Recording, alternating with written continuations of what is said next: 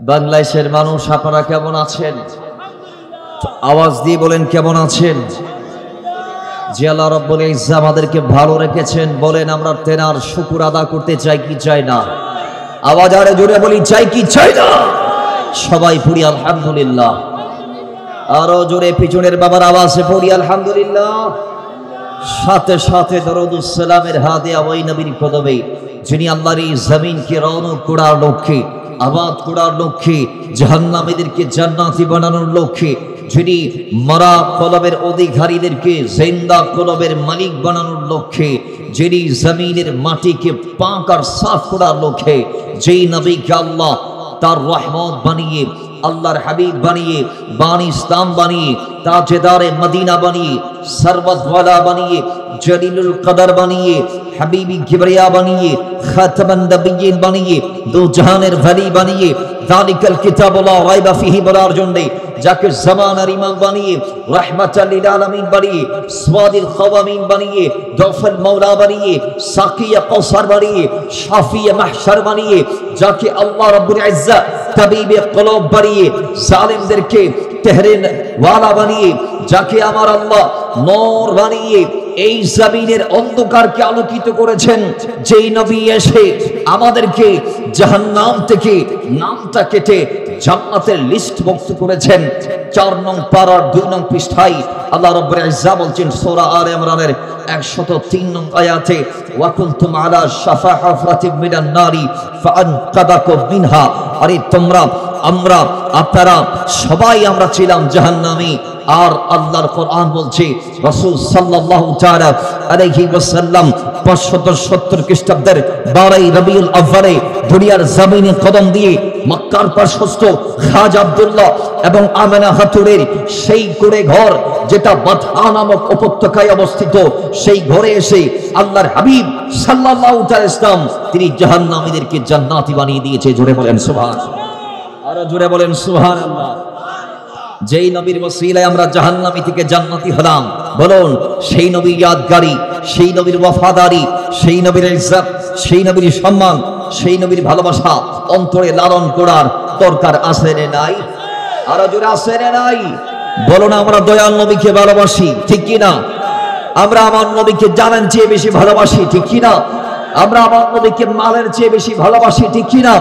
আমরা আমার নবীকে সম্পদের চেয়ে বেশি ভালোবাসি, ঠিক কি না? বলেন আমরা আমার নবীকে, আল্লাহর কোরআন বলছে, কুল ইন কানা আবাউকুম ওয়া আবনাউকুম ওয়া ইখওয়ানুকুম ওয়া আজওয়াজুকুম ওয়া আশীরাতুকুম ওয়া আমওয়ালুন ইকতারাফতুমুহা ওয়া তিজারাতুন তাশাউনা কাসাদাহা ওয়া মাসাকিনু তারদাউনাহা আহাব্বা ইলাইকুম মিনাল্লাহি ওয়া রাসূলিহি। সূরা তাওবা আয়াত 24।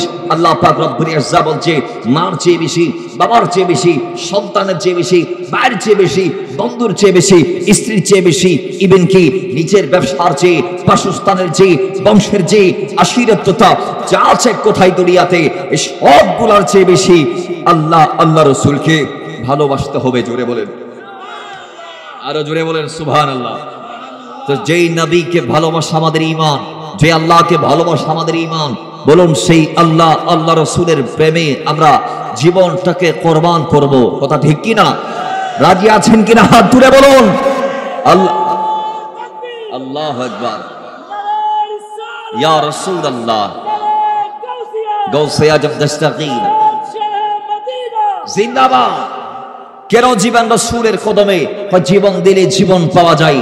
আল্লাহর কোরআন বলছে, তোমরা যদি রাসূলের কদমে যাও, জীবনটা যদি কোরবান দাও, তাহলে আমি আল্লাহর কালাম শোনো, ওয়ালা তাকুলু লিমান ইউকতালু ফি সাবিলিল্লাহি আমওয়াত বাল আহয়া। আল্লাহ আরেক জায়গায় বলছেন, ওয়ালা তাহসাবান্নাল্লাযীনা কুতিলু ফি সাবিলিল্লাহি আমওয়াত বাল আহয়া।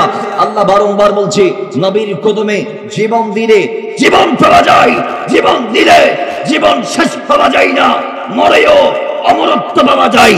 ওই নবীর প্রেমে যারা জীবন দিয়েছে তাদের কেউ সিদ্দিক আকবর হয়েছে, কেউ মওলা ওমর হয়েছে, কেউ উসমান গনি হয়েছে, কেউ হায়দার কাররার হয়েছে, কেউ আবু উবাইদা ইবনুল জাররাহ হয়েছে, কেউ হযরতে সাদ বিন আবি ওয়াক্কাস হয়েছে, কেউ হযরতে মুসআব ইবনে উমাইর হয়েছে। এইভাবে আল্লাহর নবীর কদমে যোগে যোগে কালে কালে যারা জীবন দিয়েছে, আল্লাহ তাদেরকে এমন জীবন দান করেছে, জীবন দেওয়ালার পরবর্তী, জীবন দেওয়া পরবর্তী আল্লাহ তাদেরকে এমন জীবন দান করেছে যেই জীবন নিয়ে তারা আজও আমাদের মাঝে আছে। দেখেন না, আপনি সিদ্দিক আকবরের নাম ছাড়া দুনিয়ার কোনো মেম্বর পাবেন না, দুনিয়ার কোনো কাইয়া পাবেন না, দুনিয়ার কোনো মহল্লা পাবেন না, আপনি কোনো বই পাবেন না যেখানে সিদ্দিক আকবরের নাম নাই। দেখেন আল্লাহ রাব্বুল ইজ্জার প্রিয় মাহবুব নবী দুজাহা বাইসে কোন মাকা নবী আখিরুজ জামার কদমে গিয়ে সিদ্দিক আকবর শুধু নিজের জীবনটাকে কুরবান করার কারণে আল্লাহ তাকে এমন শান দান করেছে। শুধু সিদ্দিক কো সাদাকত মিলি, ওমর কো আদালত মিলি, ওসমান কো সাখাওয়াত মিলি, আলী কো শুজাআত মিলি। এই চার লাইনে চাইলে আপনি খুলাফায়ে রাশিদার মহান চার হাস্তিকে শেষ করতে পারবেন না। ওই সিদ্দিক আকবর ওই জাতে পাক, যেই জাতে পাকের নাম না নিলে খুতবা আদায় হবে না। জোরে বলেন সুবহানাল্লাহ।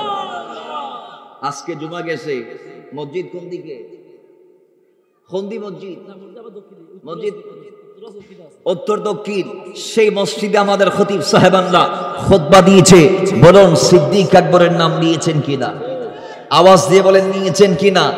যারা মসজিদে যায় ঘুমায়, সিদ্দিক আকবরের নাম খুতবায় আছে না নাই এরা জানতে পারবে না, কিন্তু যারা খুতবার সময় খুতবাকে ইবাদত মনে করে দয়াল নবী রাহমাতুল লিল আলামিন খুতবার শুরু হওয়ার পর থেকে যে হুকুমগুলা আহকামগুলা আমাদেরকে শিখিয়েছেন, জানিয়ে দিয়েছেন, আমাদেরকে বলে দিয়েছেন, সেই ইতিবারে যারা খুতবা শুনে, যারা খুতবার মধ্যে কথা বলে না, গোজানো হয়ে বসে চুপ হয়ে যায় ফেরেশতাদের মতো, যেখানে ফেরেশতারা পর্যন্ত চুপ হয়ে ইমাম সাহেবের খতিব সাহেবের খুতবা শুনে, সেখানে আমাদের মুসল্লিদের ভিতর কিছু বান্দা দেখা যায় যারা খতিবের খুতবাকে মূল্যায়ন করতে পারে না, খতিবের খুতবাকে শ্রবণ করতে পারে না।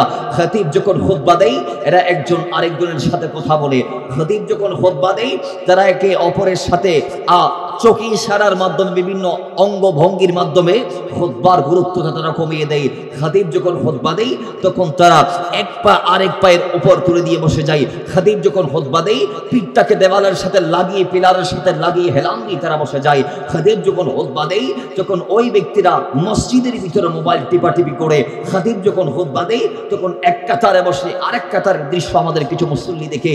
এইরকম যারা খুতবা শুনে তারা ছাড়া যারা সাচ্চা মুসল্লি, যারা খতিবের কথাকে এমন ভাবে কান পেতে দিয়ে শুনে একটা শব্দও তারা বাদ যাইতে দেয় না, ওই ধরনের মুসল্লিরা বুঝতে পারে, জানতে পারে, তারা জানে, তারা বুঝে খতিবরা খুতবাতে আল্লাহর প্রশংসার পরে, নবীজির দরুদের পরে তারা আমার নবীর সাহাবায়ে কিরামদের ভিতরে অন্যতম যারা আছে আমভাবে সবার নাম আসহাবিহি বলে নেওয়ার পরেও আবার আখাসুল খুসুসি চারজন আছে, মাওলা সিদ্দিক আকবর, মাওলা ওমর, মাওলা ওসমান, মাওলা আলী, এদের নাম স্পেশাল করে নেই। তো নেওয়ার পেছনের কারণ কি?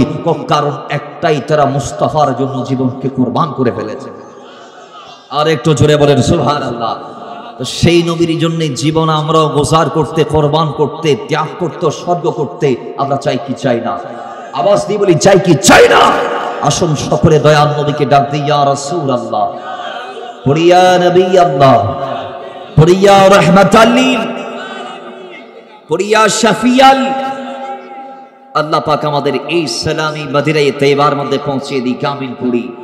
একটিবার আমার নবীর উপর দরুদে পাক পাঠ করি, সাল্লাল্লাহু আলাল হাবিব সাল্লাল্লাহু তাআলা আলাইহি ওয়া আলিহি ওয়াসাল্লাম। বাবার আমার, দুনিয়ার জীবন সংক্ষিপ্ত, দুই দিনের একটি সফরের নাম। কথা বলতে হবে ঠিক কিনা? আমাকে বলা হয়েছে জীবন শেষ, পরবর্তী কবর হাসর এবং সর্বশেষ মা বাবার ব্যাপারে। আমি মনে করি যদিও দুনিয়ার জীবনের পরে কবর আছে, পরে হাসর আছে, এরপরে বলা হয়েছে মা বাবা। আমি বিষয়টা যখন একটু করে আমার মাইন্ডসেটে যখন আমি সেট আপ করতে লাগলাম, তখন আমি দেখতে পাচ্ছি একটা আরেকটার সাথে অঙ্গাঙ্গিকভাবে জড়িত। এই দুনিয়ার জীবনটা শুরু করার আগেও মা বাবাকে আল্লাহ রেখেছেন জীবনটাকে কাটিয়ে শেষে একেবারে মঞ্জিলে মাকসাদ যেটাকে বলা হয় জান্নাত, সেই জান্নাতটাকে পাইতে চাইলেও মা বাবার খেদমতের কোনো বিকল্প নাই। জুড়ে বলেন। মাথায় রাখবেন, 2 দিনের সংক্ষিপ্ত সফরকে যদি মোবারকময় করতে চান তাহলে ইসলামকে ছাড়া যাবে না, আল্লাহ রসুলের গোলামি বাদ দেওয়া যাবে না, মা বাবার খেদমতকে বাদ দেওয়া যাবে না। সব করলেন, একটা বাদ দিলেন, হবে? জোরে বলেন। সবই করলেন, স্ত্রীর উপর অন্যায় করলেন, হবে? সবই করলেন, বাইকে সম্পদ থেকে বঞ্চিত করলেন, হবে? সব করলেন, মসজিদ মাদ্রাসা মাকতাব খানকা, কিন্তু সমাজে আপনার প্রতিবেশীদের উপর আপনি ইনসাফ করতে পারেন নাই, তাদের প্রতি ইহসান করতে পারেন নাই, আপনার সব শেষ। কারণ প্রতিবেশীরাই আপনার জানাজার মাঠ থেকে বলবে, আল্লাহ আমার ভাইটা ভালো ছিল, আমার বন্ধুটা ভালো ছিল, আমার ভাইস্তা ভালো ছিল, আমার ভাগনা ভালো ছিল, আমার ভাইটা ভালো ছিল, আমার দোলাভাইটা ভালো ছিল, আমার থালতো ভাইটা ভালো ছিল, আমার ভাইরা ভাইটা ভালো ছিল, আমার প্রতিবেশীটা ভালো ছিল। তারা যখন ভালো বলবে, আল্লাহর হাবিব রাহমাতাল লিল আলামিন বলছে, তখন আল্লাহ তোমার প্রতিবেশীর এই দয়া স্টেটমেন্টের ভিত্তিতে আল্লাহ তোমাকে ভালো বলে সাব্যস্ত করবে। জোরে বলেন। আর তারা যদি বলে ভালোর বিপরীতটা, বাকিটা আমি বললাম না, তারা খারাপ বললে আল্লাহ আপনাকে খারাপ হিসেবে সাব্যস্ত করে নিবে। এজন্য আমাদেরকে একটা জিনিসও বাদ দেয়া যাবে না। ইসলাম আমাদেরকে যে গাইডলাইন দিয়েছেন জীবনের প্রত্যেকটা স্টেপে, সেই গাইডলাইনকে ফলো করে চলতে হবে। মাথায় রাখবেন, মুসলমান তাকে বলে যে মন গড়া জীবন যাপন অভ্যস্ত রয়, যে ইচ্ছা মতো চলে না, যে নফসের তাবেদারি করে না। মুসলমান তাকে বলে যে নিজের মনের ইচ্ছার বিরুদ্ধে গিয়ে কোরআন হাদিসকে সামনে নিয়ে পথ পাড়ি দেয়। মুসলমান তাকে বলে। কথা বলেন ঠিক না? কিন্তু আজকে আমাদের ভিতরে এই জিনিসটা নাই। ধর্মকে আমরা আজকে স্বচ্ছভাবে পালন করতে পারছি না। ইসলাম আমরা মসজিদে রেখেছি সীমাবদ্ধ, ইসলামকে আমরা মাকতবে রেখেছি সীমাবদ্ধ, ইসলামকে আমরা মসজিদে রেখেছি সীমাবদ্ধ, ইসলামকে আমরা মাদ্রাসার ভিতর সীমাবদ্ধ করে রেখেছি। আজকে দেখবেন মুসলমানের পারিবারিক জীবনে, ব্যক্তিগত জীবনে, সমাজ জীবনে, রাষ্ট্রীয় জীবনে, রাজনৈতিক জীবনে মুসলমানের কাছে ইসলাম আপনি পাবেন। জোরে বলুন, পাবেন। ইসলামকে আমরা মাইনাস করতে করতে আমরা নিজেরাই মাইনাস হয়ে যাচ্ছি। অমুসলমান, আমরা যদি আমাদের জীবনকে চালানোর জন্য আল্লাহর নবী রাহমাতাল লিল আলামিনের প্রত্যেকটা আদর্শকে, আইডিওলজিকে, প্রত্যেকটা লজিককে, প্রত্যেকটা কথাকে, প্রত্যেকটা মন সমর্থনকে, প্রত্যেকটা সুকুতকে, প্রত্যেকটা কাজকে, আল্লাহর হাবিবের যে মন সমর্থন কথা কাজ আছে, ইসলামের যে বিধি নিষেধ আছে, সেগুলাকে যদি সামনে রেখে আমরা পথ পাড়ি দিতে পারতাম, তাহলে আমাদের পথটা কাঁটাযুক্ত পথ আর থাকতো না, পিচ্ছিল পথ আর থাকতো না। এটা একেবারে সালিট ইহদিনা সিরাতাল মুস্তাকিম সিরাতাল লাযিনা আনআমতা আলাইহিম, এটা একেবারে নিয়ামত প্রাপ্ত বান্দাদের পথের মতো হয়ে যায়। তো জোরে বলেন সুবহানাল্লাহ। কিন্তু আমরা পারি নাই। পারার সময় আজ থেকে পরিবর্তন হতে হবে। আজ থেকে আপনার মতো লক্ষ লক্ষ বৃদ্ধ, যুবক, ছোট মাসুম, অনেক মহিলা আগামীকালকের স্বপ্ন নিয়ে রাতে ঘুমিয়েছিল। আগামীকালকের পর থেকে আমি আর অন্যায় করব না, নাফসের উপর জুলুম করব না, মাসিয়ত করব না, খাতা করব না, ভুল করব না, ভ্রান্তি পথে যাব না, শয়তানের প্ররোচনায় আমি নিজেকে লেলিয়ে দিব না, শয়তানের দাবেদার হব না। আগামীকালকের পর থেকে আমি ভালো হব। কিন্তু কে জানে আজকের রাতটা তাদের জীবনের শেষ রাতে পরিণত হয়েছিল, যার দরুন আগামীকালের সূর্য দেখা তাদের মুকাদ্দারের মধ্যে আর জুটে নাই।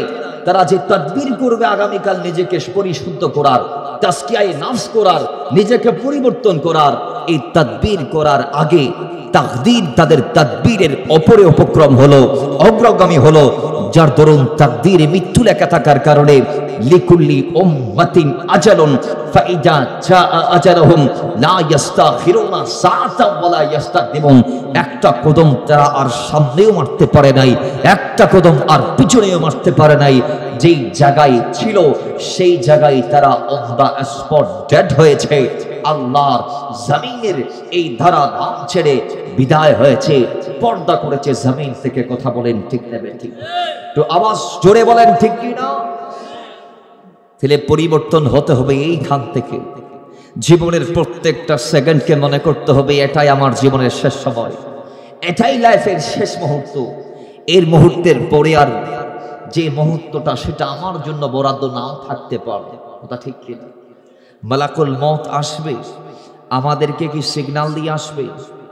হ্যাঁ, অবশ্যই সিগন্যাল দেই, আমরা জানি না সিগন্যাল কিরকম। বিভিন্ন নবী আর রাসূলেরা মালাকুল মউতকে প্রশ্ন করেছে, হে মালাকুল মউত, তুমি আসবা তো আসবা, যেখানে আল্লাহ বলেছেন তোমার আগমন আমাদের প্রত্যেকের দ্বারে দ্বারে হবেই হবে, আমরা কেউ চাইলেও আসতে পারবো না। তো তুমি আসবে, একটু যদি মেসেজ টেসেজ দিয়ে আসতা, একটু কল টল দিয়ে যদি আসতা, তাহলে আমাদের জন্য একটু ভালো হতো, নিজেকে পরিপাটি করে নিতে পারতাম। বাবারা আমার, মালাকুল মউত বলে, হে নবীরা, আমি আল্লাহর এই জমিনে কোন বান্দার কাছে এমনি এমনি যাই না, আমি আগের তাকে সিগন্যাল মেরে দেই। যেমন তার চুলদারি সাদা হচ্ছে, এগুলো মৃত্যুর সিগন্যাল। কানে কম শুনে এটা মৃত্যুর সিগন্যাল। চোখে কম দেখা, জাপসা জাপসা দেখা, আফসা আফসা দেখা, কাছ থেকে দেখা, দূর থেকে না দেখা, এগুলা মৃত্যুর সিগন্যাল। কানে কম শোনা মৃত্যুর সিগন্যাল। আগের মতো বয়স ডেলিভারি দিতে না পারা মৃত্যুর সিগন্যাল। আগের মতো হাজ কাজ না করাটা মৃত্যুর সিগন্যাল। কদম স্থবির হয়ে যাওয়া, বাজারে যাওয়ার মাঝখানে 3-4টা ব্রেক মারা, একটু পরপর হাই তোলা, হাঁপানি ইত্যাদি ইত্যাদি, রেস্টের প্রয়োজন, এগুলো হচ্ছে প্রত্যেকটা মৃত্যুর সিগন্যাল। অসুস্থতা বাড়ায় যাওয়া, এটা মৃত্যুর সিগন্যাল।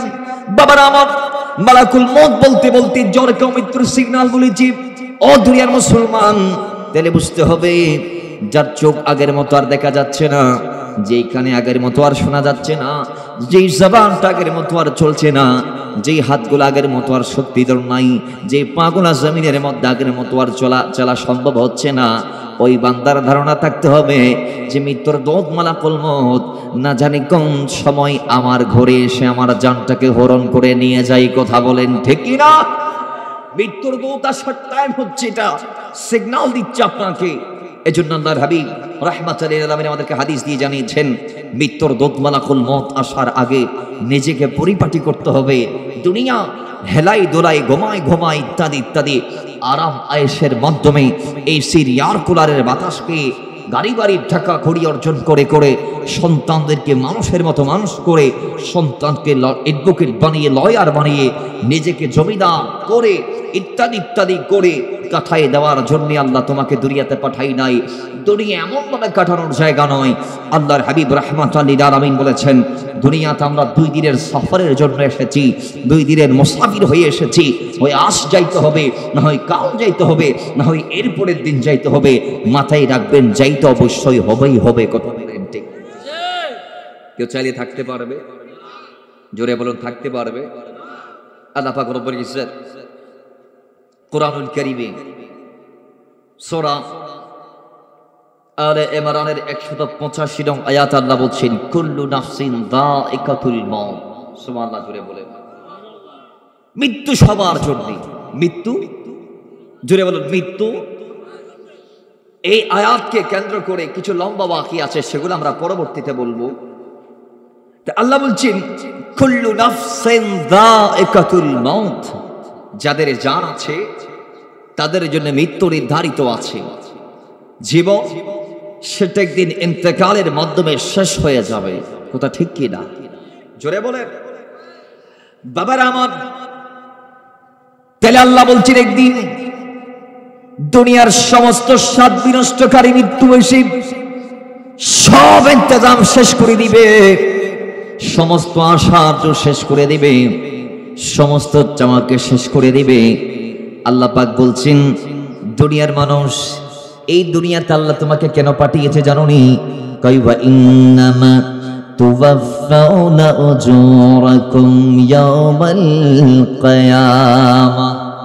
আল্লাহ পাক বলেন, হে বান্দা, আল্লাহ তোমাকে দুনিয়ার জমিন থেকে নিয়ে গিয়ে এর পরবর্তীতে যে একটা ইন্তজাম করা আল্লাহ তোমার জন্য, যে একটা ইন্তজামের অপেক্ষমান হয়ে আল্লাহ তোমাকে কবরে রাখতেছে, সেই ইন্তজামের নাম হচ্ছে ইয়াউমুল কিয়ামা, কিয়ামতের দিন। ওই কিয়ামতের দিন আল্লাহ তুমি বান্দাকে কবর থেকে উঠাইয়া তুমি জমিনে গিয়ে যে যে কাজগুলা করেছিলা, ওয়া ইন্নামা তুওয়াফাউনা উজুরাকুম, সমস্ত কাজের বিনিময় আল্লাহ তোমাকে দিয়ে দিবে। জোরে বলি সুবহান। তাইলে আল্লাহ পাক এরপরে বলছেন, ফামান যুহজিহা আনিন নার ওয়া উদখিলাল জান্নাহ ফাকাদ ফাযা।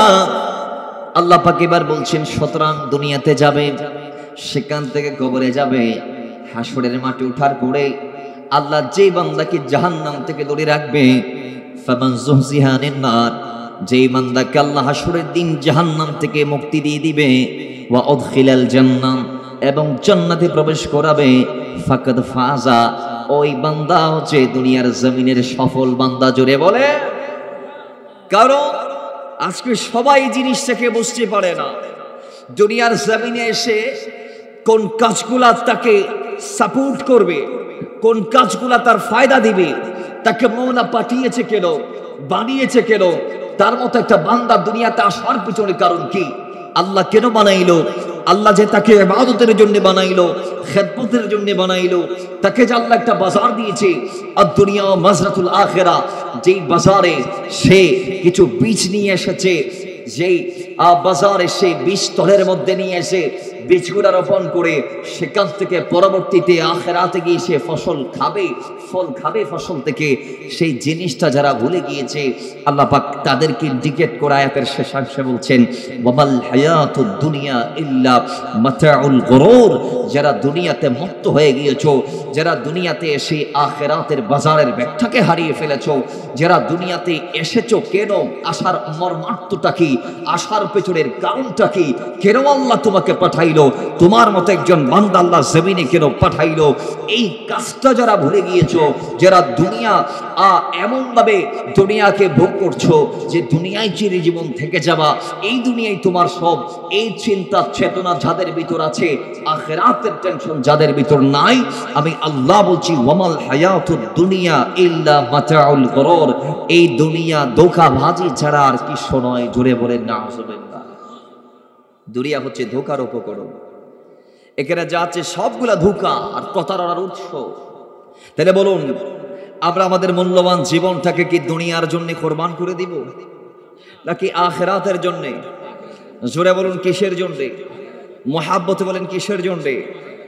একজন সুফি খুব চমৎকার করে বলেছেন, কবরে যাওয়ার আগে একটু কবরস্থানে যাও, কবরে যাওয়ার আগে একটু কবরস্থানে যাও। নির্জন রাত, অন্ধকার রাত, ঘুটঘুটে রাত, ঝিঝি পোকার ঝি ঝি ঝি ঝি শব্দ করছে, কোনো ল্যাম্প নাই, লাইট নাই, আলো নাই। আশপাশে আলো থাকলে সেই লাইটগুলা বন্ধ করে দিয়ে একটু একাকী কবরস্থানের মধ্যে রাতের বেলা যাও। যাওয়ার পরে একটু ওযু কালাম করে সেই কবরস্থানে একটু একা একা কবরের উপরে একটু একা একা শুয়ে যাও। দেখবা তোমার চারপাশটা অন্ধকার, ডানাও কেউ নাই, বামায়ও কেউ নাই। 1 ঘন্টা আগেও তোমার অসংখ্য বন্ধু ছিল, যারা তোমার জন্য বাংলাদেশের বিভিন্ন অলি গলি অপেক্ষমান হয়ে তোমাকে কল দিয়েছে, তুই কোথায়, কি নাস্তা করবি না, কি নাস্তা করাবি না, তুই কোথায়, আজকে কি ওই জায়গায় যাবি না, তুই কোথায়, আজকে কি অমুক জায়গাতে যাবি না, তুই কোথায়, তুই কি আজকে আমাদেরকে সময় দিবি না। এইভাবে যত বন্ধু বান্ধব ছিল তোমার দুনিয়ায়, দেখো আজকে তুমি কবরের ওপরে নির্জন রাতে শুয়ে আছো, তোমার বন্ধুরাও নাক ডেকে ঘুমাচ্ছে, তোমার ভাই নাক ডেকে ঘুমাচ্ছে, তোমার স্ত্রী নাক ডেকে ঘুমাচ্ছে, তোমার ভাই তোমার সম্পদ নিয়ে ব্যস্ত, সে কেমনে তোমাকে ঠকাবে, সে তোমার সম্পদ থেকে কেমনে আহরণ করবে সেটা নিয়ে ব্যস্ত, তোমার সন্তান তোমার মৃত্যু পরবর্তী তোমার পেনশনের টাকা ভাগাভাগিতে ব্যস্ত, তোমার ভাই বন্ধু আত্মীয় স্বজন আম্মা আব্বা সবাই দুনিয়া নিয়ে ব্যস্ত। আজকে তোমাকে নিয়ে আর কেউ মাথা ঘামায় না।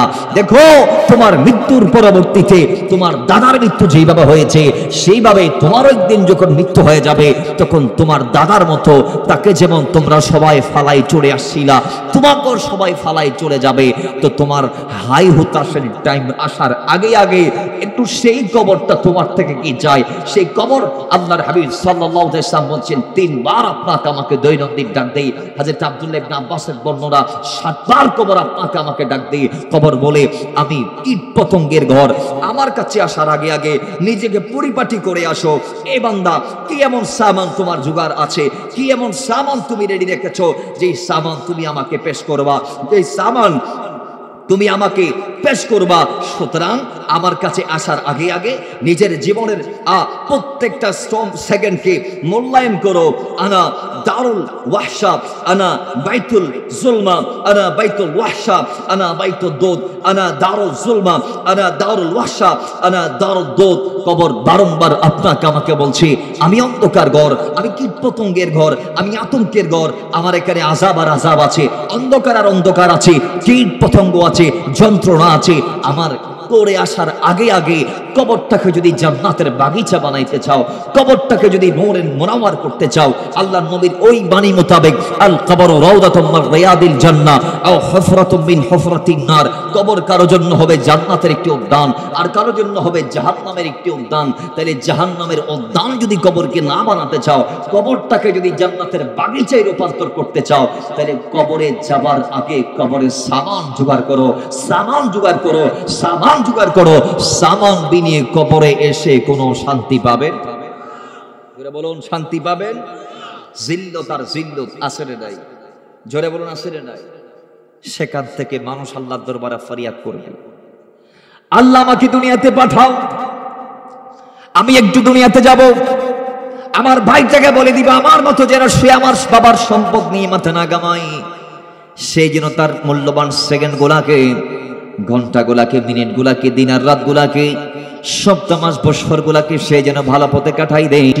আজকে আমরা সেভাবেই পথ চলছি, আজকে আমরা সেভাবেই হায়াতকে গুজার করছি। ও মুসলমান নবীর গোলাম, এমন ভাবে জীবনটা যদি আপনি চালান, একদিন যখন জীবনটা শেষ হয়ে যাবে, জীবনের রশি যখন আল্লাহ কেটে দিবে, সেদিন কবরে গিয়ে কল্যাণের আশা করা আপনার জন্য এটা নিতান্তই নিতান্তই নিতান্তই নিছক নিরেট হয়ে যাবে। একেবারে হতাশাগ্রস্ত হওয়ার আগে আগে আল্লাহর কোরআন আপনাকে যে তাগিদ দিয়েছে, তওবার মাধ্যমে, ইস্তিগফারের মাধ্যমে বিগত লাইফের কথা, ভুল ভ্রান্তিগুলো আল্লাহর দরবার থেকে মাফ নিয়ে আল্লাহর জমিনের একজন এমন বান্দা হিসেবে পথ বাকিটা পাড়ি দিবেন, যেই পথটা পাড়ি দিয়েছে সিদ্দিক আকবর, যেভাবে পথ পাড়ি দিয়েছে মাওলা ওমর, যেইভাবে পথ পাড়ি দিয়েছে আল্লাহর নবীর প্রত্যেকটা সাহাবী, প্রত্যেকটা তাবী, প্রত্যেকটা তবে তাবী। মাথায় রাখবেন, তাদের মতো জীবন কোরবান করতে পারলে এই জীবনের দাম এমন ভাবে বেড়ে যাবে, হয় শুধু তাদের মতো জীবন কোরবান করা লাগবে না, একটা সেকেন্ড যদি তাদের মতো কোরবান আপনি করতে পারেন, সেই সেকেন্ডের উপর ভিত্তি করে আল্লাহ আপনাকে আমাকে জান্নাত দিতে পারে। কথা বলেন ঠিক নেবে ঠিক? আওয়াজ জুড়ে বলেন ঠিক কি না? আল্লাহ সেভাবে আমাদের চলার তৌফিক দান করুন, আমিন করেন। তুমি মুহাব্বতে দরুদ পড়ে আল্লাহুম্মা সাল্লি মাওলানা মুহাম্মাদ ওয়া আলা আলি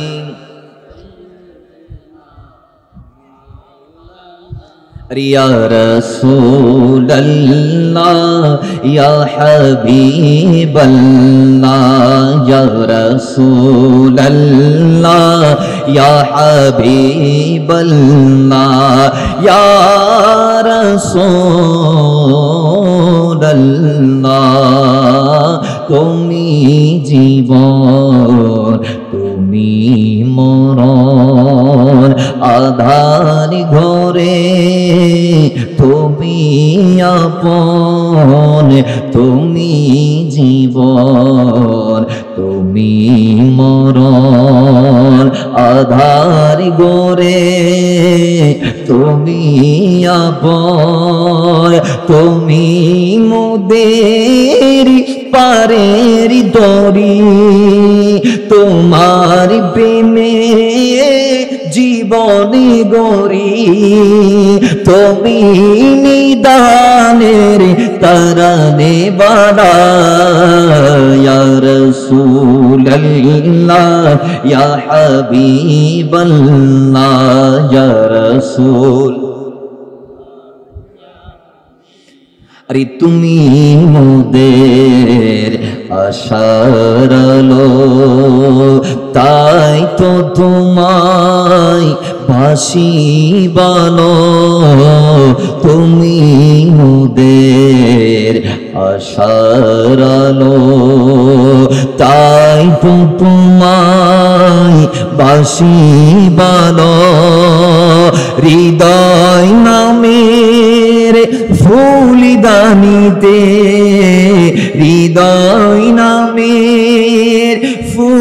দানিতে গেতে রেখেছি প্রেমেরি মালা ইয়া রাসূলুল্লাহ মহব্বতে ইয়া রাসূলুল্লাহ ইয়া হাবিবাল্লাহ ইয়া রাসূলুল্লাহ ইয়া রাসূলুল্লাহ ইয়া হাবিবাল্লাহ আল্লাহুম্মা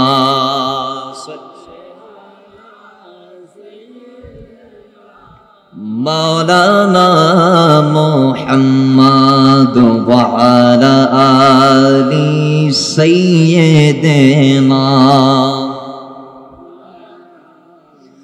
বাবার আমার আল্লাহ নবী রাহমাতুল লিল আলামিনের জন্য আমাদেরকে বারংবার বলেছেন মৃত্যু থেকে বাঁচার কোন সিস্টেম আল্লাহ রাখে নাই।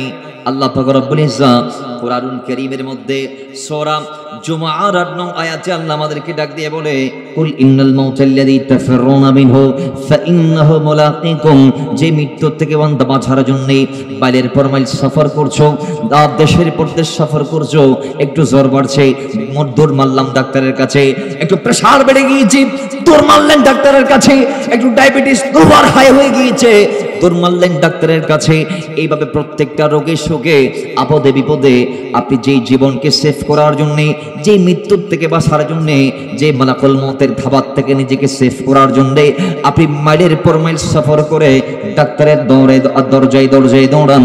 আল্লাহ রাব্বুল ইজ্জত ডাক দিয়ে বলে ওই মৃত্যুর থেকে বাঁচার কোন সিস্টেম আমি আল্লাহ রাখি নাই। কুল ইন্নাল মাউতাল্লাযী তাফিরুনা মিনহু, মানুষ যেই মৃত্যুর থেকে বেঁচে ফিরতে যায় ফাইন্নাহু মুলাকীকুম, আমি আল্লাহ ওই মৃত্যুকে বান্দার মুখোমুখি দাঁড় করিয়ে দিব। জোরে বলেন সুবহানাল্লাহ।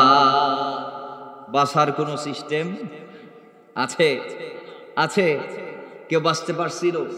যেখানে আল্লাহর হাবিব সাল্লাল্লাহু আলাইহি ওয়াসাল্লাম যাকে জীবন মৃত্যুর ইখতিয়ার আল্লাহ দিয়েছেন, তিনি মৃত্যুকে বেছে নিয়েছেন। কারণ ইন্নাকা মাইয়িতুন ওয়া ইন্নাহুম মাইয়িতুন, এই ইন্তেকালের মাধ্যমে আল্লাহ আল্লাহর হাবিবকে রফিকে আলার দারাজাত দিয়েছেন।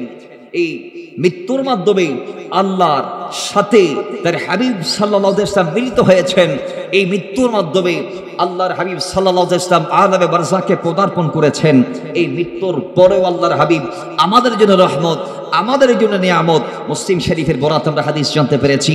আল্লাহর হাবিব সাল্লাল্লাহু আলাইহি ওয়াসাল্লাম বলছেন তুরাদু আলাইয়া আমালুকুম ফাইন রাআইতু খায়রা হামিদতুল্লাহ ওয়া ইন রাআইতু গায়রা নাস্তাগফিরুল্লাহ। কই আমি নবীর ইন্তেকালের পরেও তোমাদের আমল আল্লাহ আমি নবীর রওজায়ে আতহারে আল্লাহ পেশ করাবে। আমি রাসূল যখন দেখতে পাবো তোমরা ভালো ভালো কাজগুলো করছো। বাংলাদেশের মানুষ মাহফিল সাজিয়ে এই এটা কারবারি কেরানি বাড়ির মাঠ প্রাঙ্গণে আহলে সুন্নাহ ওয়াল জামাত এবং মৌসিয়া কমিটির বাংলাদেশের ব্যানার থেকে কিছু ব্যক্তিরা মাহফিল সাজিয়ে সেখানে বসে আল্লাহর হামদ ও সেরাখানি করছে, নবীজির ইয়াদগারি করছে, ওয়াফাদারি করছে, নবীর ভালোবাসা ইজহার করছে।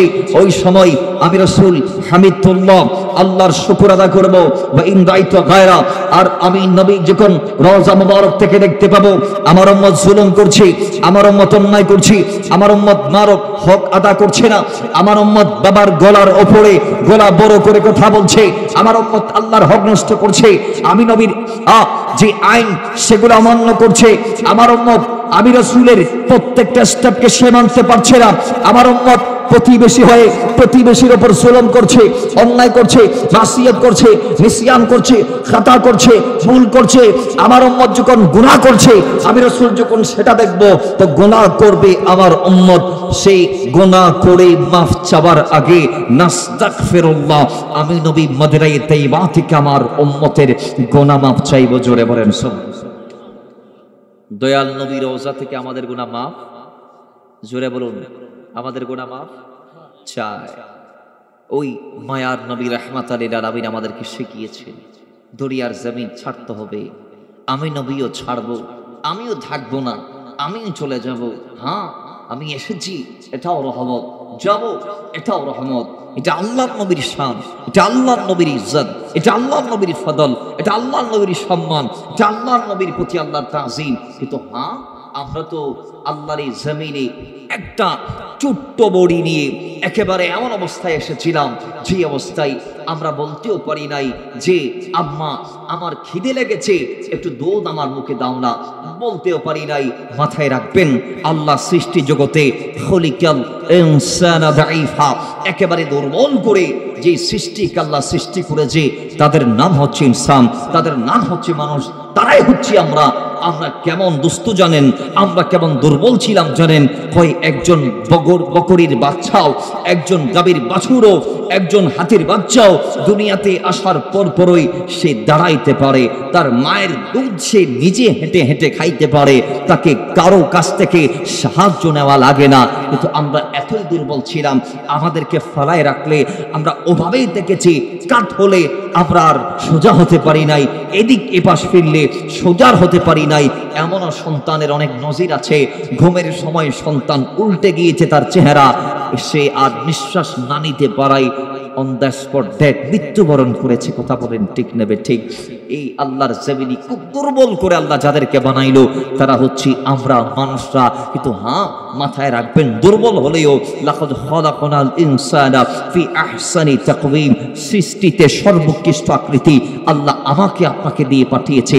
সেই আল্লাহর জমিনের সর্বোচ্চ উৎকৃষ্ট আকৃতি নিয়ে আমরা সর্বোৎকৃষ্ট বান্দা হয়ে, আশরাফুল মাখলুকাত হয়ে, কুনতুম খায়রা উম্মাতিন উখরিজাত লিন-নাস তা'মুরুনা বিল মারুফ ওয়া তানহাউনা আনিল মুনকার হয়ে সকলের ঊর্ধ্বে স্থান পেয়ে আমরা দুনিয়াতে এসে এই জায়গাতে আমল করার সুযোগ পেয়ে আমরা এই দুনিয়াতে আমাদের বড়ি এবং আমাদের জান দুটাই এক হয়েছে। কখনো ছিল আমাদের দেহ, আমাদের রূহ এক জায়গায় ছিল না, শুধু রূহ ছিল, দেহ ছিল না। কোনো জায়গায় দেহ ছিল, রূহ ছিল না, কোনো জায়গায় রূহ ছিল, দেহ ছিল না।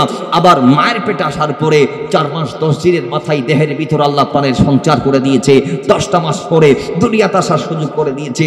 এই দুনিয়াতে কদম দেওয়ার প্রত্যেকে জমিনে আসার পরে 18 বছর, 17 বছর, 14 বছর, 15 বছর, অর্থাৎ বালেগ হবার আগ পর্যন্ত আল্লাহ এগুলা কাউন্ট করবেন না গুনার খাতাগুলা। কিন্তু যখন বালেগ হওয়ার পরে এক একটা গুনাহ আপনি করবেন, আল্লাহ কাউন্ট করে ফেলবে। কিরামান কাতিবিনা ইয়ালামুনা মা তাফআলুন, দেহ হওয়ার রূহ এক করে বালেগ হওয়ার পরে একটা গুনাহ যদি আপনার হয়, আল্লাহ প্রত্যেকটা কাউন্ট করবে। এটার জবাব আল্লাহ চাইবে, এটার জবাব আল্লাহকে আপনার দিতে হবে। তাহলে বোঝা গিয়েছে এই দুনিয়া যেটাকে আমরা গুনাহের মাধ্যমে জর্জরিত করছি, গুনাহের মাধ্যমে আমরা শেষ করে দিচ্ছি, সেই দুনিয়া গুনাহ করার জায়গা নয়। এখানে দেহ আর রূহ এক হয়েছে, এটাই ইবাদতের মোক্ষম সুযোগ। জোরে বলেন সুবহানাল্লাহ, আর একটু জোরে বলেন না সুবহানাল্লাহ। তাহলে এই দুনিয়ার প্রত্যেকটা সেকেন্ড কি আমরা কাজে লাগাতে চাই কি চাই না? জোরে বলুন, চাই কি চাই না? মহব্বতে বলি চাই কি চাই না? একটু দরুদ পড়ি, আল্লাহুম্মা সাল্লি মাওলানা মুহাম্মদ ওয়া আলা আলি সাইয়্যিদিনা। अरे शद मीठे ना रोजा देखे, रोजा देखे, रोजा देखे, शद मीठे ना रोजा देखे, रोजा देखे, रोजा देखे। की उपमा দিব আমি আমার মুখে, কি উপমা দিব আমি আমার মুখে, शद मीठे ना रोजा देखे, रोजा देखे, रोजा देखे, शद मीठे ना रोजा देखे, रोजा देखे, रोजा देखे। नामाज अल्लाहर सालामी नहीं ना আল্লাহ পাকে, ওয়াজিব হলো সালামে দিবা নবীজিকে। কথা বলেন ঠিক না? আরে ভাই, নামাজ আল্লাহর সালামে নেই না আল্লাহ পাকে, ওয়াজিব হলো সালামে দিবা নবীজিকে। আরে ওই নবীকে বাসলে ভালো থাকিবেন সুখে, ওই নবীকে বাসলে ভালো থাকিবেন সুখে, স্বাদ মিঠে না রোজা দেখে, রোজা দেখে, রোজা দেখে, স্বাদ মিঠে না। দেখে রোজা দেখে নবীরি গোলাম অল্প কোথায় বুঝে ফেলে নবীরি দিদার বাতিল ফিরকারে নাই কপালে। কথা ঠিক কি না? আওয়াজ দিয়ে বলেন ঠিক কি না? আরে নবীর গোলাম অল্প কোথায় বুঝে ফেলে নবীর দিদার মুনাফিকদের নাই কপালে।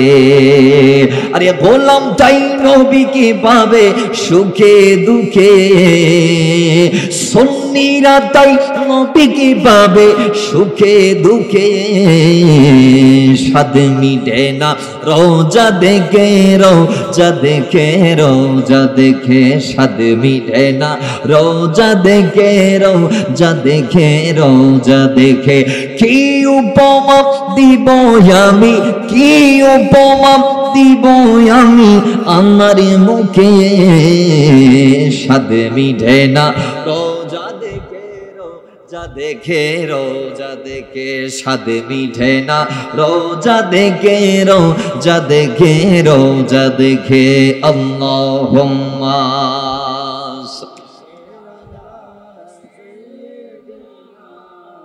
মাওলানা মুহাম্মদ ওয়া আলা আলি সাইয়্যিদিনা।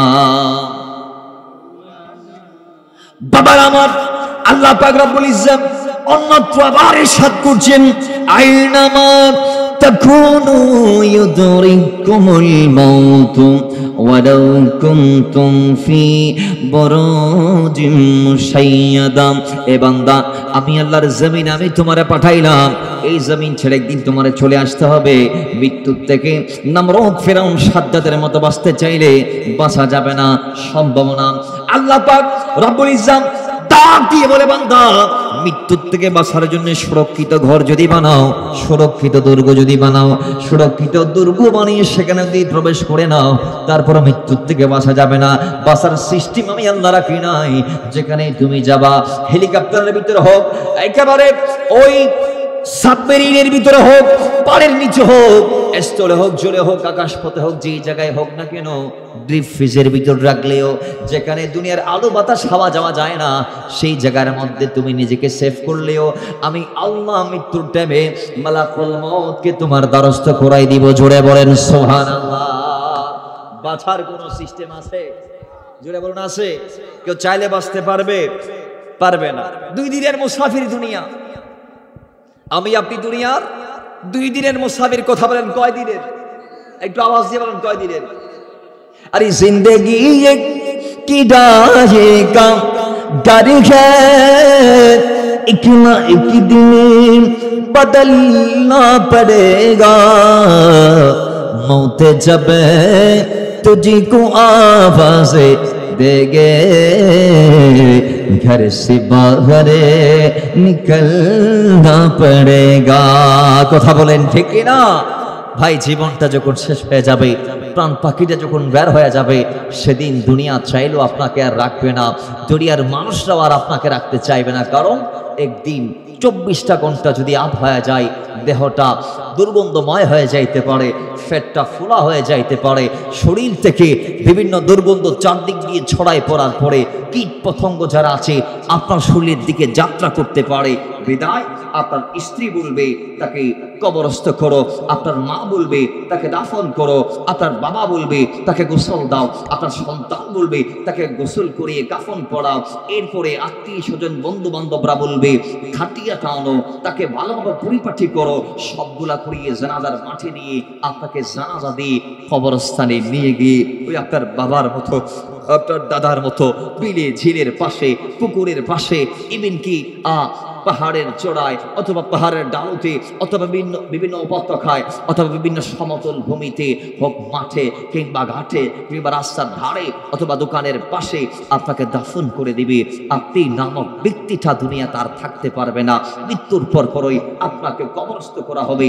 ও দুনিয়ার মুসলমান, আল্লাহর নবী রাহমাতুল লিল আলামিন আমাদেরকে আরো জানিয়েছেন যে দুনিয়ার মুসলমান এই দুনিয়ার জমিন থেকে যদি তোমাদেরকে আসতে হয়, দুনিয়া যদি থাকার জায়গা না হয়, তাহলে তোমরা সেই দুনিয়াতে গিয়ে যেমন তেমন করে তোমাদের হায়াতগুলাকে নষ্ট করিও না, ধ্বংস করিও না। আখিরাতের কিছু সামান তোমরা জোগাড় করো, আখিরাতের কিছু সামান তোমরা রেডি করো, আখিরাতের কিছু সওদা তোমরা করো, আখিরাতের জন্য কিছু বাজার তোমরা করো। যদি আখিরাতের জন্য কিছু বাজার তোমাদের অর্জন হয়, তাহলে সেগুলার সাদকায় আল্লাহ তোমাদেরকে কবরে ভালো রাখবেন। জোরে বলেন সুবহানাল্লাহ। নবীজি আমাদেরকে বারংবার বলেছেন যে তোমরা বেশি বেশি জিয়ারত করো। কি করো? জোরে বলুন, কি করো? আজকের সমাজে একদল আছে জিয়ারতে বাধা দেয়, আসলে নাই। কবর জিয়ারতে কি দেয়? বাধা দেয়। কয় কবর জিয়ারত করার কি নাই, দরকার নাই। অথচ আল্লাহর হাবিব সাল্লাল্লাহু আলাইহি ওয়াসাল্লাম বলছেন, কুনতু নাহাইতুকুম আন জিয়ারাতিল কবর আলা ফাজরুহা। এই আমার সাহাবীরা, একটা সময় আমি রাসূল তোমাদেরকে জিয়ারত করতে নিষেধ করেছি, কারণ তোমরা নতুন মুসলমান হয়েছো। নতুন মুসলমান যখন তোমরা হয়েছো, তোমাদের ঈমান এখনো মোকাম্মল হয় নাই। তোমরা কবর জিয়ারত করতে গিয়ে ইসলাম বিদ্বেষী যে কোনো কাজ করার সুযোগ আছে, তোমরা করে ফেলতে পারো, এটার সম্ভাবনা আছে। বিদায় আমি তোমাদেরকে জিয়ারত করতে নিষেধ করেছিলাম, কিন্তু আজকে আমি রাসূল দেখছি তোমাদের ঈমান মোকাম্মল হয়েছে, তোমাদের ঈমান পরিপাটি হয়েছে। এই জন্য আমি বলছি আলা ফাজরুহা, তোমরা অধিক পরিমাণ জিয়ারত করো। জোরে বলেন সুবহানাল্লাহ। কেন? ফাইন্নাহা তুযাক্কিরুল মাউতা। আর বর্ণনার মধ্যে আসে ফাইন্নাহা তুযাক্কিরুল আখিরা। তো কবর জিয়ারত করলে অধিক পরিমাণে কবরের পাশ দিয়ে হেঁটে গিয়ে একটু করে দাঁড়িয়ে সময় দিয়ে সূরা ফাতিহা, 3 বার সূরা ইখলাস শরীফ, কয়েকবার দরুদে পাক করে জিয়ারত করলে ওই বান্দার মৃত্যুর কথা স্মরণ হয়। ঠিক কি না? কারণ মৃত্যুর পরে এই মানুষকে কবরস্থ করে। এই এলাকায় কি জীবন্ত মানুষকে কবর দেয়? জোরে বলেন। তাহলে কবর কখন? মৃত্যুর পরে। বলেন, কবর কখন? আর খবর প্রত্যেক দিন। একটা হচ্ছে খবর আর একটা হচ্ছে কবর। মাথায় রাখবেন, কবরে যাওয়ায় আগে আগে কবরের খবরটা আপনার ভিতর থাকতে হবে। আপনি কবরের খবর ছাড়া, কবরের চিন্তা ছাড়া, মৃত্যুর চিন্তা ছাড়া যদি আপনি কদম দেন, তাহলে আপনি অন্যায় করবেন, আপনি জুলুম করবেন। আপনার ভিতরে যদি এই জিনিসটা না থাকে, আপনার মাইন্ডসেটে যদি এই জিনিসটা না থাকে যে আমাকে একদিন দুনিয়া ছাড়তে হবে, এটা যদি ভুলে না যান, তাহলে আপনি কখনো অন্যায় করতে পারবেন না। আর যদি ভুলে যান, কবরের কথা যদি আপনার স্মরণে না থাকে, আপনাকে যে ইন্তেকাল করতে হবে, এটা যদি আপনি ভুলে যান, তাহলে আপনার দ্বারা অন্যায় সম্ভব। আপনি নামাজ বাদ দিবেন, আপনি রোজা বাদ দিবেন, আপনি হজ বাদ দিবেন, আপনি যাকাত দিবেন না, মা বাবার খেদমত করবেন না, ওই আল্লাহর জিয়ারত করবেন না, স্ত্রীকে আপনি প্রহার করবেন, স্ত্রীর হক নষ্ট করবেন, সন্তানের হক নষ্ট করবেন। আর যদি আপনার মৃত্যুর চিন্তাটা ভিতরে থাকে, হ্যাঁ আমি 10 তলা 20 তলা 30 তলা 40 তলা গাড়ি বাড়ি এমপিগিরি মন্ত্রিত্ব যা আছে আমার, এই সব ছেড়ে একদিন আমাকে আব্দুল্লাহ হয়ে, আল্লাহর বান্দা হয়ে, একজন ফকির যেভাবে যায় 3 টুকরা কাফন দিয়ে, আমাকেও সেভাবে চাইতে হবে। যেভাবে আমার বাবা গিয়েছে, তার বাবা গিয়েছে, তার বাবা গিয়েছে, তার দাদা গিয়েছে, তার দাদা গিয়েছে, একদিন আমাকেও তাদের পথের পথিক বুঝতে হবে। এই দুনিয়া আর আমাকে রাখবে না, এই দুনিয়া একদিন ছেড়ে আমাকে যাইতে হবে। এই মৃত্যুর চিন্তা যদি বান্দার ভিতর থাকতে পারে, এই মৃত্যুর একটি চিন্তা যদি বান্দার ভিতরে লালন করতে পারে, ওয়াল্লাহি সেই বান্দা কখনো জমিনে অন্যায় করতে পারে। আওয়াজ জুড়ে বলেন, মৃত্যুর চিন্তা ভিতরে থাকলে সেই মানুষটা অন্যায় করতে পারে, মানুষের হক খাইতে পারে, খাদ্যে ভেজাল দিতে পারে, ওজনে কম দিতে পারে না। কিন্তু আজকে আমাদের ভিতর সেই স্মরণটা নাই। আমরা ভুলে গিয়েছি যে একদিন যাইতে হবে। বারবার আমরা দুনিয়ার চিন্তা করছি, আগামীকাল কি খাবো, আগামীকাল আমার দোকানটাতে কেমন আমি আর একটু সামান বেশি রাখবো, ব্যবসা কেমন আমি বেশি করব, আমার ডিগ্রি আমি কেমনে বাড়াবো, সম্পদের পরিধি কেমনে বাড়াবো, স্ত্রী কেমনে সেটা করতে পারি, সন্তান কেমনে বাড়াই দুনিয়াতে আনতে পারি, সম্পদ কেমনে বাড়াইতে পারি, মার্কেটটাকে কেমনে 1 তলা থেকে 2 তল বিশিষ্ট ভবন বানাইতে পারি। আমাদের চিন্তা এগুলোতে। কথা বলেন ঠিক কিনা? আমাদের চিন্তা ওঠা নাই যে আমি একদিন কবরে যাব, আমার প্রথম রাতটা কি হবে। একজন সফি বলেছেন, কবরের প্রথম রাত অত্যন্ত ভয়াবহ, অত্যন্ত ভয়াবহ। ওই প্রথম রাতে, ওই প্রথম দিনে যেদিন আপনার প্রস্থান হবে, সেই দিনেই আপনার ফয়সালা হয়ে যাবে, আপনার ফয়সালা হয়ে যাবে। হয়তোবা সেটা রাউদাতুম মির রিয়াদিল জান্নাহ হবে, অথবা সেটা হুফরাতুম মিন হুফরাতিন নার হয়ে যাবে, হয়তো সেটা জান্নাতের উদ্যান হবে, হয়তোবা সেটা জাহান্নামের একটি বাগানে পরিণত হবে। আল্লাহর হাবিব সাল্লাল্লাহু তাআলা আলাইহি ওয়াসাল্লাম আমাদেরকে জানিয়েছেন, মাইয়াতকে কবরে রাখার পরপরই মাইয়াতের কবরে ফেরেশতারা আসবে, ফেরেশতারা এসে মাইয়াতকে উঠাবে। এটা ইমাম বুখারী সহিহ বুখারীর প্রথম খণ্ডের 178 নং পৃষ্ঠার 1257 নং হাদিসের মধ্যে কোট করেছে। আন আনাস রাদিয়াল্লাহু তাআলা আনহু আন নবী সাল্লাল্লাহু আলাইহি সাল্লাম قال العبد اذا اضيع في القبر وتؤذي وذهب اصحابه حتى انه لا يسمع قرعا عليهم اتاه ملكا فاقعدا فيقولان له ما كنت تقول في هذا الرجل محمد صلى الله تعالى عليه وسلم। জোরে বলেন সুবহানাল্লাহ। কই মাইয়াতকে রাখার পরে আত্মীয় স্বজনরা যখন বাড়ির দিকে যাত্রা করবে, তখন 40টা কদম আপনার ভাই বাবা আত্মীয় স্বজনেরা বাড়ির দিকে যাত্রা করার পর আতাহু মালাকানে ফাআকআদানে, আপনাকে এসে তারা উঠাই বসাবে, ফায়াকুলানে, আপনাকে তারা বলবে একটি সওয়ালে মুকদ্দার, একটির উপর আপনার তাকদীরের ফয়সালা তারা দিয়ে দিবে। সেটা কি? আল্লাহু মা কুনতা তাকুলু ফি হাযা রাজুলি মুহাম্মাদিন সাল্লাল্লাহু তাআলা আলাইহি সাল্লাম আল্লাযী বুইসা ফীকুম, তোমার কবরে এই একটি নূরের জাতে পাক যে তাশরীফ এনেছে, সেই নূরের জাতের ব্যাপারে তোমার আকীদা কি ছিল, নবীর ব্যাপারে তুমি কি আকীদা লালন করতা, আমার নবীর ব্যাপারে দুনিয়ার মিম্বর থেকে, দুনিয়ার মসজিদ থেকে, দুনিয়ার মহল্লা থেকে, আপন অবস্থান থেকে তুমি কি বলেছিলা, তুমি আমার নবীর ব্যাপারে কি আকীদা লালন করেছো, তুমি আমাকে বলো। তো ইমানদার যদি হয়ে থাকেন, নবীর গোলাম যদি হয়ে থাকেন, ওয়াফাদার উম্মত যদি হয়ে থাকেন, আল্লাহর নবীর কদমে যদি মকবুল হয়ে থাকেন, সেদিন আপনি বলতে পারবেন ইনি আমার মালিক, ইনি আমার আকা, ইনি আমার দাতা, ইনি আমার জান, ইনি আমার প্রাণ, নবিয়ে দো জাহান, বায়েসে কাউন মাকান, নবী আখিরুজ জামান, নবী রাহমা, যার কদমে আমি ফেদা করেছি আমার জীবনকে, আমার সম্পদকে, আমার সন্তানকে, আমার মাকে, আমার বাবাকে, গোটা দুনিয়াকে। এই নবীর জন্য আমি দুনিয়ার দিকে তাকাই নাই, শুধু নবী নবী বলে আমার জীবনটাকে, আমার দুনিয়াটাকে আমি কোরবান দিয়েছি। তো আজকে সেই নবীর সম্পর্কে আমার থেকে জানতে চাও, আরে ইনি তো আমার নবী, আমি তো তার গোলাম। সুবহানাল্লাহ। বাড়ি যাই বলবেন, একটু জোরে বলেন, ইনি আমার নবী, আমার জান, আমি তার গোলাম। তখন ফেরেশতারা এবার তার জন্য জাহান্নামের যে মঞ্জিল সেটা উঠাইবে। বাবার আমার ফেরেশতারা বলবে, ফায়ুকাল উনজুর ইলা মাকাদিকা মিনান নার, এই আল্লাহর বান্দা তুমি তোমার জাহান্নামের জায়গাটা দেখে নাও। আজকে যদি নবীকে না চিনতাম তাহলে জাহান্নামের এই জায়গার মধ্যে তুমি যাইতা, কিন্তু আব্দালাকাল্লাহু বিহি মাকাদাম মিনাল জান্নাহ, আল্লাহ নবীকে চেনার কারণে জাহান্নামের এই জায়গার পরিবর্তে আল্লাহ রাব্বুল ইজ্জত তোমার জন্য জান্নাতের এই বাগানের ব্যবস্থা করে দিয়েছে। জোরে বলেন সুবহানাল্লাহ। তার মানে ইন দি মিন টাইম আগে জাহান্নামটা উঠাবে, জাহান্নাম ওই বান্দার জন্য যেই জায়গাটা বরাদ্দ ছিল সেটা তুলিয়ে বলবে, দেখো নবীকে চিনেছো বিদায় জাহান্নামের এই জায়গাটা বাদ দিয়ে জান্নাতের এই জায়গাটা আল্লাহ তোমার জন্য নির্ধারণ করে রেখেছেন। জোরে বলেন সুবহানাল্লাহ। এটা ইমানদারের ক্ষেত্রে। আর যদি বেঈমান হয়, নবীর প্রসঙ্গে উত্তর যদি না দিতে পারে, সে যদি বলে এই নবীকে তো আমি আমার মতো মনে করেছিলাম, আমি মনে করেছি এই নবীর কোনো ক্ষমতা নাই, আমি মনে করেছি উনি 10 জনের মতো একজন, আমি মনে করেছি উনি হাজির নাজির নয়, আমি মনে করেছি উনি গায়েব জানে না, আমি মনে করেছি উনি মাটির নবী, ওই নবীকে সালাম কেন দেব, দরুদ কেন পড়ব, ওই নবীকে মোহাব্বত কেন করব? আমি তো অঘোরা বলেছিলাম, আমার হুজুর যেগুলা বলেছিল, আমার বাবা যেগুলা বলেছিল, আমার দাদা যেগুলা বলেছিল, সুন্নিদের কথা কিন্তু আমি মানি নাই, সিদ্দিক আকবরের কথা তো আমি মানি নাই, মাওলানা ওমরের কথা তো আমি মানি নাই, ওসমান গনির কথা তো আমি মানি নাই, হায়দার কাররানের কথা তো আমি মানতে পারি নাই। তো আমার আজকে এই অবস্থা কেন? আমি তো দুনিয়াতে অনেক হৃষ্টপুষ্ট ছিলাম, আমার জবান তো বেশি চলতো, আমি তো অনেক বলতে পারতাম, আজকে আমি এই নবীর প্রসঙ্গে বলতে পারছি না। কারণ কি? কারণ কি? তুই নবী বিদ্বেষী।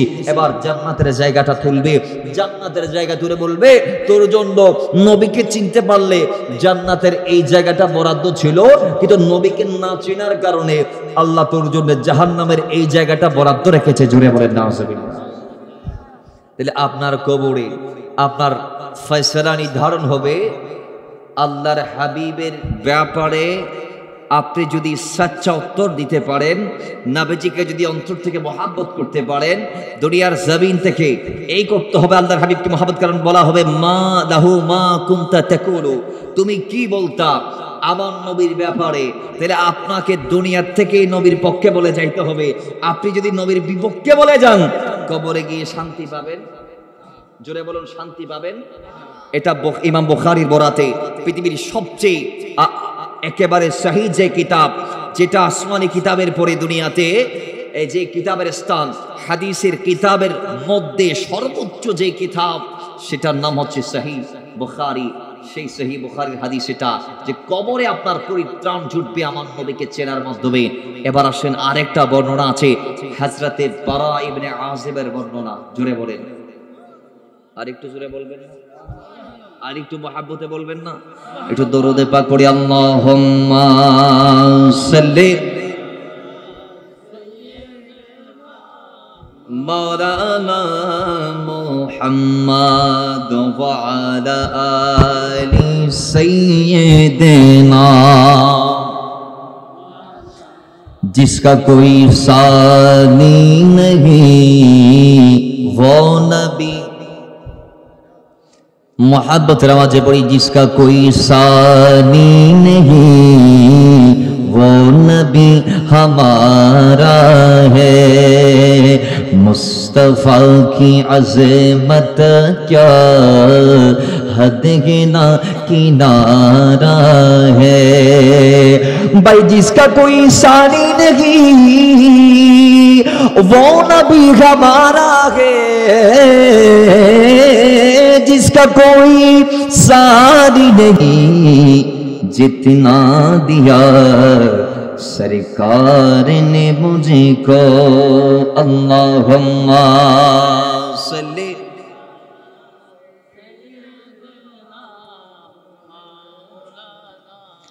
व अला आली सय्यिदिना। तू भी बकी सर जा जिस दर पे सबकी बिगड़ी बनती है, कि एक तेरे तक दीर बनाना, एक तेरे तकदीर बनाना,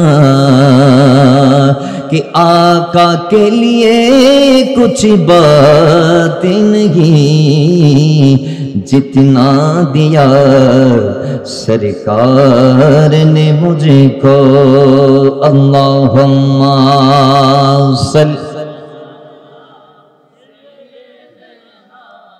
मौलाना मुहम्मद व अला आली सय्यिदिना। বাবার আমার হযরত বারা ইবনে আযিবের বর্ণনা ইমাম আবু দাউদ তার সুনানের মধ্যে এনেছে, হযরত ইমাম আহমদ ইবনে হাম্বল শিয়া মুসনাদের মধ্যে এনেছে, এবং মিশকাতুল মুসাবির মধ্যে এসেছে। হাদিস কা নাম বারা ইবনে আযিব বলে, আল্লাহ নবী রাহমাতুল লিল আলামিনের গোলামদেরকে কবর রাখার পরে ফেরেশতারা আসবে, তিনটা প্রশ্ন করবে। প্রথম প্রশ্ন মান রব্বুকা, তোমার রব কে? দ্বিতীয় প্রশ্ন মান মা দীনুকা, তোমার দিন কি? তৃতীয় প্রশ্ন মান নবিয়ুকা, তোমার নবী কে? দুনিয়াতে কোন নবীর অনুসরণ তুমি করেছিলা? কোন নবীর গোলামি তুমি করেছিলা? কোন দিনে তোমার প্রত্যাবর্তন স্থল ছিল? কোন দিন কি তুমি মেনে চলেছিলা? আমি আজকে জানতে চাইবো তোমার কাছে, তুমি উত্তর দাও।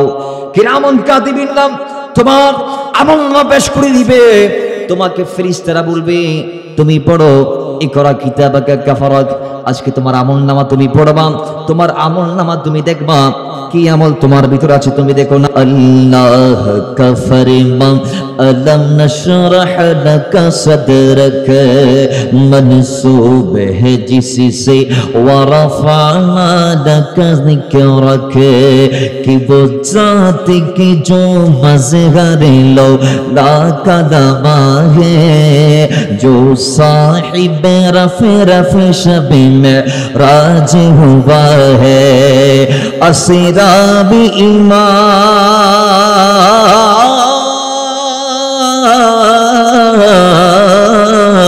ईमान कि असरा में ईमान मती जिसे नबियों के मिली है वो मेरा नबी मेरा नबी मेरा नबी है वो मेरा नबी मेरा नबी मेरा नबी है যারা উর্দু বোঝেন না তাদের জন্য বাংলায় বলি আরে তিনি যারে জন্য সেজে গেছে এই গোটা জগৎ জান্নাতুল ফেরদাউসে হলো তার দেখানো পথ তিনি আরবি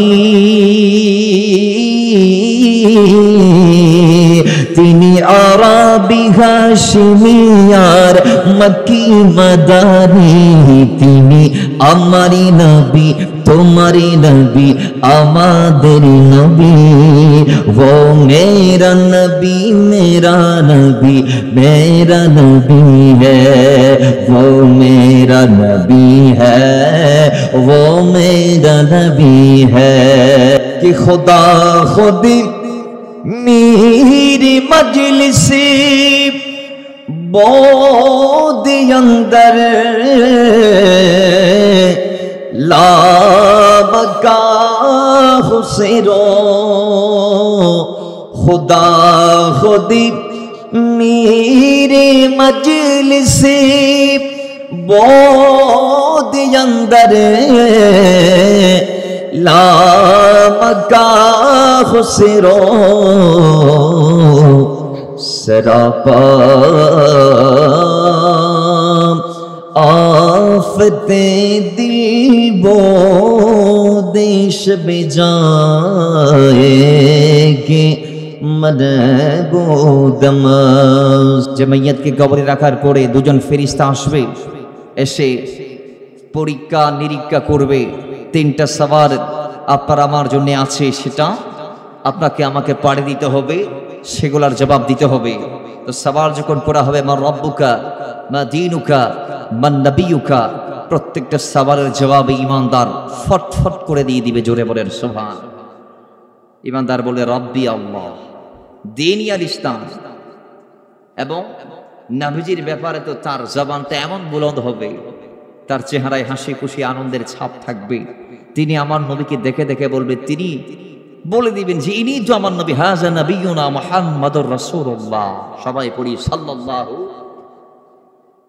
গোলাম আমার নবীকে চিনে ফেলবে তো ঈমানদারের বেলা একটু ব্যতিক্রম হবে কিরকম ঈমানদারকে যখন বলবে এটা সুফিদের পরিভাষা যে মান রাব্বুকা তোমার রবকে তখন ঈমানদার উত্তর দিবে আমার রবকে আমি বলার আগে রবের থেকে জিজ্ঞেস করো তিনি আমাকে গোলাম হিসেবে কবুল করেছেন কিনা কারণ সারাদিন যদি আমি বলি এমপি সাহেব আমার এমপি সাহেব আমার এমপি সাহেব আমার এমপি সাহেব আমার আমি ইনার কর্মী আমি ইনার কর্মী আমি ইনার কর্মী সেটা বললে হবে না যদি এমপি বলে ইনি আমার কর্মী ইনি আমার কর্মী তাহলে সেখানে কোনো শখ নাই বেলাসত কবুল হয়েছে কারণ যাকে নিয়ে প্রশ্ন করা হচ্ছে তিনি সার্টিফাই করেছে জোরে বলেন সুবহানাল্লাহ অনেক সুফিয়ানে কেরামদের উত্তর হচ্ছে এভাবে যে আমাকে বলার আগে আমি তো বলবো আমি আমার রবের গোলাম একটু তার থেকে জিজ্ঞেস করে আছো তিনি আমাকে গোলাম হিসেবে কবুল করেছেন কিনা সুবহানাল্লাহ বাবার আমার ঈমানদারদের বেলায় রব তাআলা ডাক দিয়ে বলবে ফেরেশতারা তাকে কেন প্রশ্ন করছো সে আমার গোলাম ছিল দৈনন্দিন 5 ওয়াক্ত 5 বার সেই দৈনন্দিন 300 বারের উপরে বলেছে আল্লাহু আকবার নামাজের মধ্যে দাঁড়িয়ে দাঁড়িয়ে প্রত্যেকবার বলেছে আল্লাহু আকবার আমার আল্লাহ সবচেয়ে বড় আমার আল্লাহ সবচেয়ে বড় আসমান জমিন আমার রবের মতো আর কোনো রব নাই জোরে বলেন সুবহান তিনি আমার গোলাম আমি মালিক সার্টিফাই করছি দিনের ক্ষেত্রে যখন বলবি ঈমানদার উত্তর দিবি নবীজির ক্ষেত্রে দয়াল নবী বলে দিবে এই মুনকার নাকির তাকে কেন প্রশ্ন করলি আমাকে প্রশ্ন কর আমি নবী বলছি দুনিয়াতে সে আমার গোলাম ছিল জোরে বলেন সুবহান তারপরে জান্নাত আর বৎকারদের বেলায় হা হা লা আযরি, হাই হাই আমি কিচ্ছু জানি না, আমি কিচ্ছু জানি না, কিচ্ছু জানি না, কিচ্ছু জানি না। এবার তার কবরটাকে জাহান্নামের একটা দুর্গে পরিণত করা হবে। আযাবের ফেরেশতারা আসবে হাতে বিশাল বিশাল লাঠি নিয়ে, মগর নিয়ে, একেবারে হেমার, যেগুলাকে আমাদের দেশে মাত্তুর বলা হয়। কি বলা হয়? মাত্তুর। হেমার নিয়ে আসবে। আল্লাহর হাবিব সাল্লাল্লাহু আলাইহি ওয়াসাল্লাম বলছেন, এমন হেমার, এমন মাত্তুর দিয়ে আঘাত করা হবে, যেই আঘাত যদি কোনো দুনিয়ার বড় পাহাড়কে করা হয়, এক আঘাতে ওই হেমারের পাহাড় ধুলামলিন হয়ে যাবে, ধুলার মতো হয়ে উড়ে যাবে।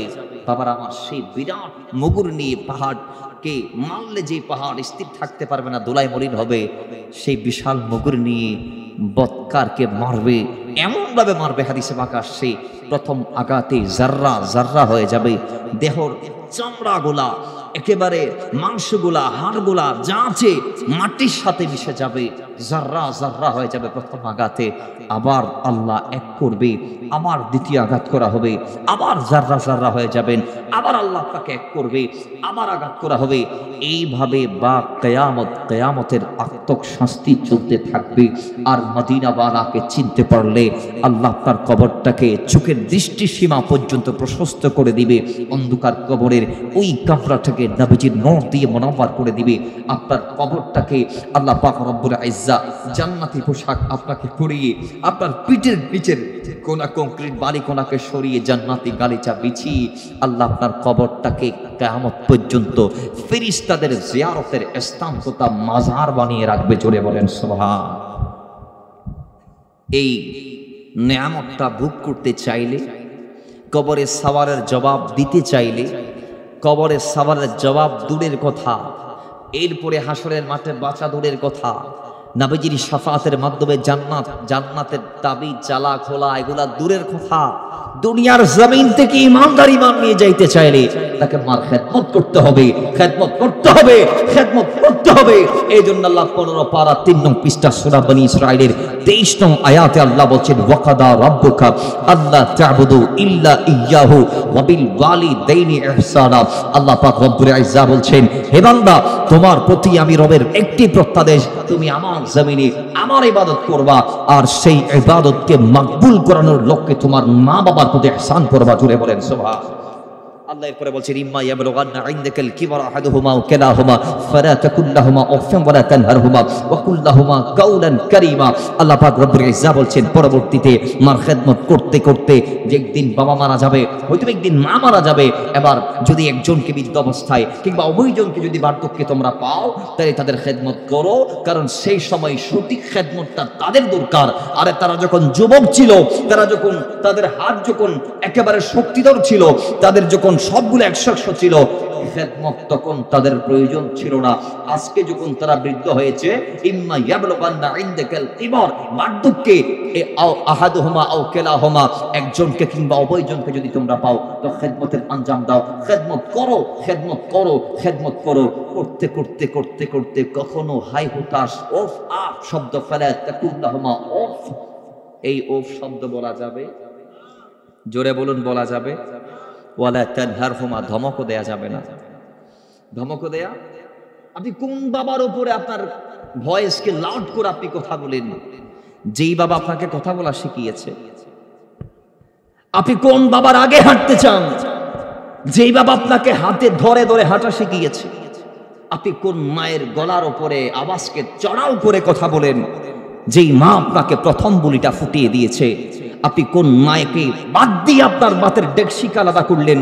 যেই মা দুনিয়ার প্রথম খাবার শাল দুধ আপনার মুখে তুলে দিয়েছে, সেই মাকে বাদ দিয়ে আপনি যদি বাবার ঘরে একই ছাদের নিচে মাকে বাদ দিয়ে ডেকশি আলাদা করে যদি আপনি ভাত খান, তাহলে আমি বুঝে নিব আপনার জন্য অশনি সংকেত, আপনার জান্নাত তো শেষ হয়ে গিয়েছে, ওটা পরে জাহান্নাম পরে। দুনিয়া তো আপনার জন্য জিল্লত আছে। জিল্লত কেমন জানেন? ওই মার প্রতি ইহসান না করলে, বাবার প্রতি ইহসান না করলে, আল্লাহর কসম, মৃত্যুর আগে আগে আপনার সন্তানও আপনাকে সেটার বিনিময় দিয়ে দিবে। আপনি আপনার বাবার থেকে আলাদা হয়ে যাবেন, আপনার সন্তানও একদিন প্রাপ্তবয়স্কে আপনাকে বৃদ্ধ অবস্থায় ফেলে সে আলাদা হয়ে যাবে। কথা বলেন ঠিক কিনা? আর ইহসানটা যদি করতে পারেন তাহলে হাল জাযাউল ইহসান ইল্লাল ইহসান। ইম্মা আল্লাহ যে বলেছেন ওয়াবিল ওয়ালিদাইনি ইহসানা, এই ইহসানটা যদি মা বাবার প্রতি করতে পারেন তাহলে আল্লাহ সেই ইহসানের বিনিময়ে হাল জাযাউল ইহসান ইল্লাল ইহসান, আল্লাহ আপনাকে ইহসানের মাধ্যমেই দিয়ে দিবে। কিভাবে? আজকে যদি আপনি সন্তান হয়ে আপনার মার কদর করতে পারেন, আপনার বাবার কদর করতে পারেন, তাহলে একদিন আপনি মা বাবার আসনে যখন পৌঁছাবেন সেদিন আপনার সন্তান আপনার প্রতি ইহসান করবে, আপনার কদর করবে। জোরে বলেন সুবহানাল্লাহ।